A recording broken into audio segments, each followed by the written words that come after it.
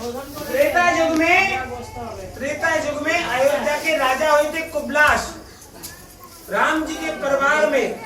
तो उन राजा के कोई संतान नहीं थी। वृद्धावस्था में जाकर राजा की एक बेटी हुई जिसका नाम रखा था कृष्णावती। कृष्णावती जब बड़ी हो गई, अरे मैया ने रुक जा, जब 5 किलोमीटर ऐसे लेके चले गए तो 5 करोड़ हाथ में रख के भजन लग रहा हाथ में। बाबा जी दादा 1 मिनट रुक जाओ, आपको समझ ना पर रख दो, आपको ज्यादा जल्दी है तो रख दो। तो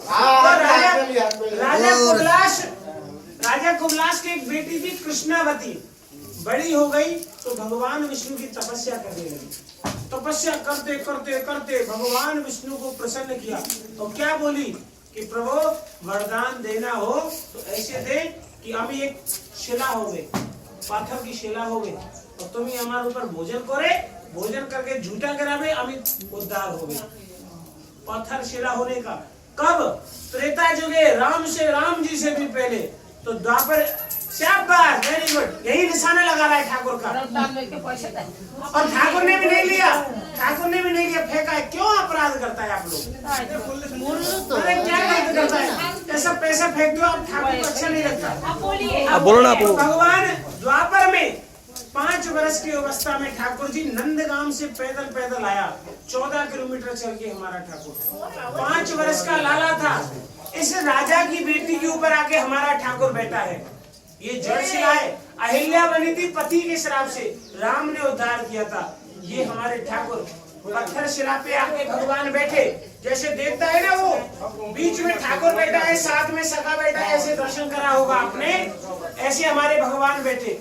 कोई माखन लायो, कोई छाछ लायो, कोई दूध लायो, कोई रोटी लायो, सबने अपना अपना मनोरथ ठाकुर के आगे लगाया है। भगवान पे थालियां नहीं थी। सखा बोले लाला तू भोजन काय में करेगो, तो फिर थाली तो है ही ना है। तो हमारे भगवान का ये भाव था कि मेरे जाने के बाद मेरे भक्तों को अनंत काल तक मेरे भोजन लीला के चिन्हों का दर्शन मिलता रहे। उस भाव से ठाकुर ने एक हाथ कराया तो बड़े भैया बलराम को थाली बनाई। जहाँ केला रखा है बड़े भैया बलराम की थाली, छोटी थाली खुद के लिए, एक कटोरा खुद के लिए, एक कटोरा बड़े भैया बलराम के लिए।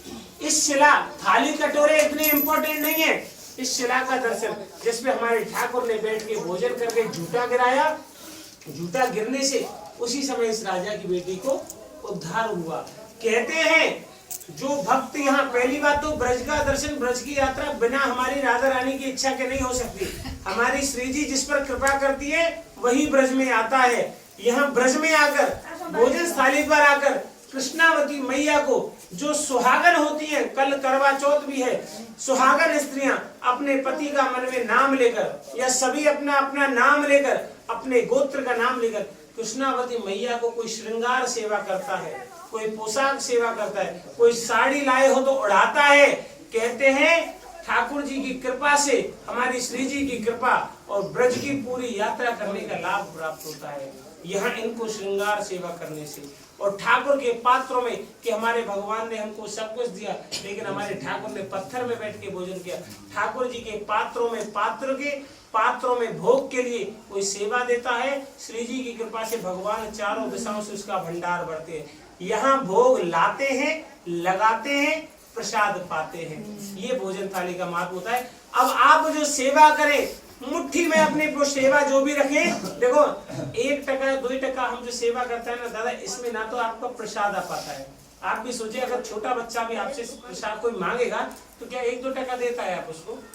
ठाकुर से इच्छा करता है लाखों का, लेकिन जब देना होता है तो 1 टका ठाकुर को देता है।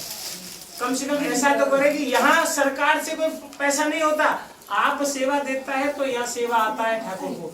तो आप ऐसी तो सेवा करें